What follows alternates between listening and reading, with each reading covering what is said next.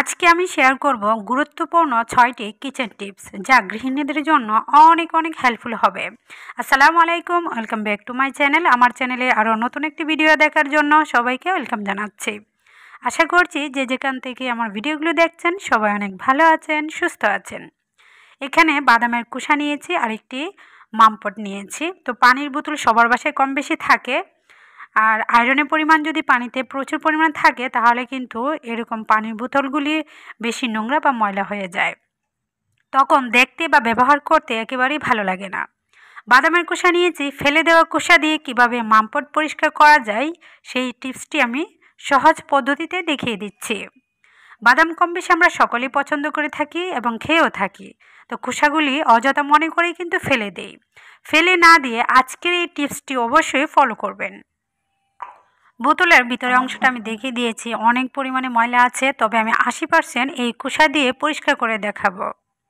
যাদের বাসায় এরকম নোংরা ময়লা কালো এরকম আয়রন জাতীয় পানির বোতল আছে অবশ্যই এভাবে পরিষ্কার করে দেখবেন, অনেকটাই সহজভাবেই পরিষ্কার করে নেওয়া যায়। এই কুসার সঙ্গে আরেকটি জিনিস দিতে হবে, সেটা হচ্ছে লেবুর রস। এই লেবুটাও কিন্তু ফেলে দেওয়ার মতো, এমনি ফ্রিজ ছাড়া যদি এমনি খালি জায়গায় রেখে দেন মশা মাছি পোকামাকড় বসে এবং চুকা একটা ভাব চলে আসে, তখন ফেলে দিতে হয়। ফেলে না দিয়ে লেবুগুলি যত্ন করে রেখে দিলে আপনি টিপসের কাজে কিন্তু ব্যবহার করতে পারবেন। রস দেওয়ার পর আমি কিন্তু সরাসরি কুসাটাও দিয়ে দিয়েছিলাম ভিতর অংশে। তো লেবুর রসটার পানি দেওয়ার পরে জাকিয়ে নিচ্ছি অনবরত। জাকিয়ে নেওয়ার পর দেখুন পানিটা কতটা নোংরা ময়লা বের হয়ে গিয়েছে, সম্পূর্ণ হচ্ছে আয়রনের দাগ। তো 80% প্রায় পরিষ্কার করে নিয়েছি। দেখুন কতটা ময়লা ছিল আর ঝাপসা একটা ভাব ছিল, এখন কিন্তু অনেকটা ক্লিয়ার মনে হচ্ছে ভিতরাংশেও। আশা করছি আমার আজকের এই টিপসটি আপনাদের কাছে অনেক ভালো লেগেছে। ভালো লাগলে অবশ্যই বাসায় এভাবে একবার হলেও ট্রাই করবেন। এখন চলে যাব 2 নম্বর টিপসে। এখন যে টিপসটি আমি শেয়ার করছি সেটাও কিন্তু অত্যন্ত প্রয়োজনীয় একটি টিপস। ফেলে দেওয়া একটি স্টিক নিয়েছি।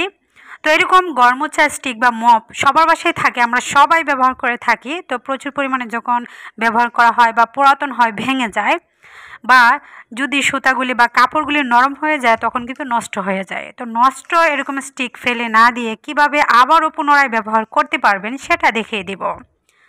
ফেলে দেওয়া এই স্টিকটা দিয়ে আবার আমি স্টিক বানিয়ে নিব। আর আজকে যে স্টিকটা তৈরি করছি বা বানাচ্ছি সেটা হচ্ছে কিচেনের জন্য। আমরা গৃহিণীরা সবসময় কিন্তু কিচেনে কাজ করে থাকি, পেঁয়াজ রসুনের গন্ধ ছড়ে বা নিচে ফ্লোরে বা মেঝেতে লেগে থাকে বা গন্ধটা থাকে। তো সেই জন্য ফেলে দেওয়া স্টিকটা রেখে দিয়ে পুনরায় আপনি বানিয়ে কিচেনে শুধু ব্যবহারের জন্য কিন্তু রেখে দিতে পারেন। তো কিভাবে তৈরি করছি সেটা দেখার জন্য অবশ্যই সম্পূর্ণ ভিডিওর সাথে থাকবেন। ড্রয়িং বা বেডরুম মোছার জন্য আলাদাভাবে কিন্তু আমরা সবাই রেখে দিই। তো এটা যেহেতু পুরাতন, আমি কাপড় দিয়ে বানাচ্ছি, একটি ছিঁড়া জামা নিব, নিয়ে তারপরে স্টিকটি তৈরি করে নিব, সেজন্য এটা আমি কিচেনের জন্যই শুধু রেখে দিচ্ছি। এখন যে জিনিসটা নিচ্ছি সেটাও কিন্তু ফেলে দেওয়ার মতো, চিরা এবং খুবই পুরাতন একটি জামা নিয়ে নিচ্ছি, যেটা ব্যবহার করার মতো নয়, একেবারে ফেলে দেওয়ার মতো। তো স্টিকটাও ফেলে দেওয়ার মতো, আবার ছিঁড়া জামাটাও কিন্তু ফেলে দেওয়ার মতো। এই ফেলে দেওয়ার জিনিসগুলি দিয়েই কিন্তু আমি স্টিকটা তৈরি করব। কোনো কাটা ছিঁড়া ফাড়া কিচ্ছু লাগবে না, কোনো কেচিরও প্রয়োজন হবে না। অনেক স্টিক তৈরি করতে কেচি প্রয়োজন হয়। তো আজকে যে মপটা দিয়ে আমি তৈরি করব, এখানে কাটাকাটির কোনো প্রয়োজন নেই, শুধু এরকম বাজ করে নিলেই হবে, 4 বাজ বা 2 বাজ, আপনি লম্বা বা ছোটো করে নিতে পারেন। আমি আমার আন্দাজ করে নিয়ে নিচ্ছি। জামাটা যেহেতু ছোট তো এরকম ফাল করে নিয়েছি। দেখুন এরকম 4 বাজ পল্লা করে দিয়ে সরাসরি এটার ভিতরে আমি ঢুকিয়ে নিব। এটা হচ্ছে ঢুকানোর সিস্টেমটা অনেক সুন্দর, সেজন্য এই তো ডিল করে নিচ্ছি। আর এই যে এক সাইড দিয়ে খুলে নিয়েছি, তো পর্যাপ্ত পরিমাণ জায়গা আছে, জায়গা বের করে নিয়েছি। তো ইচ্ছে করলে কেটেও দেওয়া যাবে, লাগানোর পর কেটে নেওয়া যাবে। তো আমি কাটছি না, সরাসরি কিচেনের জন্য এরকম একটি স্টিক তৈরি করে নিয়েছি। তো কেমন লাগলো আজকের এই স্টিক তৈরিটা ফেলে দেওয়া মপ দিয়ে? আশা করছি আপনাদের কাছে অনেক অনেক ভালো লেগেছে। ভালো লাগলে অবশ্যই ফেলে না দিয়ে আপনারা বাসায় এইভাবে ট্রাই করবেন। হয়তো অনেকে কমেন্ট করবেন কি দরকার ফেলে দেওয়া মপ দিয়ে বা ফেলে দেওয়া জামা দিয়ে আবার স্টিক তৈরি করার। তো এটা কিচেনের জন্য, কিচেনে যেহেতু মাছের গন্ধ থাকে বা রক্ত পড়ে, এগুলি মোছার জন্য অনেক সুবিধা মনে হয়। আমার কাছে মনে হচ্ছে নিজের হাতের যে কোনো তৈরি দিয়ে কাজ করে অনেক ভালো লাগে। এখন চলে আসলাম 3 নম্বর টিপসে। এই টিপসটিও সবার কাছেই অনেক পরিচিত এবং জানারও খুবই দরকার। যারা জানান না অবশ্যই দেখে নেবেন। আমরা যখন দীর্ঘদিনের জন্য চাল কোনো ড্রামে রেখে থাকি বা বয়মে রেখে থাকি, তখন কিন্তু পোকা, কালো কালো যে পোকা দৌড়ে যায়। এই পোকাগুলি কিন্তু সব ধরনের চাউলেই পাওয়া যায়, পোলাওই হোক, রেশনই হোক, আতপ চালই হোক, যে কোনো চাউলেই এই পোকাগুলি দৌড়ে যায়। পোকাগুলি দলে এটি একটি বিরক্তিকর এবং চাউল কিন্তু গুঁড়া গুঁড়া হয়ে যাবে, ভিতরে খেয়ে ফেলে। এই পোকাগুলি সরানোর জন্য একটি টিপস আমি দেখিয়ে দিচ্ছি স্মার্ট গৃহিণীদের জন্য। আশা করছি এই টিপসটিও অনেক কাজে লাগবে। আমি চাউলের একটি বয়ম নিয়েছি, যেখানে আমি আতপ চাল রেখেছি। এটার মধ্যে হচ্ছে শুধু খিচুড়ি খাওয়ার জন্য চাউল রেখেছি। তো দীর্ঘদিনের জন্য যদি পোলাও বা খিচুড়ির চাউল রাখা হয় তাহলে কিন্তু পোকা দৌড়ে যায়। পোকা যেন না দৌড়ে সেজন্য আমাদের একটি কাজ করা উচিত। নিয়েছি লবঙ্গ, 8 থেকে 10টি লবঙ্গ যদি আপনি চাউলের ড্রামে অথবা বয়মে রেখে দিতে পারেন তাহলে কিন্তু এই কালো পোকাটি আর হবে না। আপনি যেভাবে রাখবেন চাল যতদিন পর্যন্ত ততদিনই ভালো রাখতে পারবেন। আশা করছি আপনাদের কাছেও এই টিপসটি অনেক উপকারে আসবে। উপর দিয়ে আবার চাল দিয়েছি, আর যখনই লবঙ্গগুলি দিবেন একটু ভিতরে দেওয়ার চেষ্টা করবেন, উপরে যেন না থাকে। ভিতরে থাকলে ফ্লেভারটা ঠিক থাকবে, অনেক দিন পর্যন্ত ফ্লেভারটা থাকবে, চালটাও অনেক ভালো থাকবে, পোকামুক্ত থাকবে, পোকা ধরবে না। ছোটো কালো পোকাগুলি এগুলির গন্ধ নিতে পারে না। এখন 4 নম্বর টিপসটি দেখাবো, সেটাও অত্যন্ত দরকারি একটি টিপস। ডাল তো সবাই আমরা কম বেশি খেয়ে থাকি।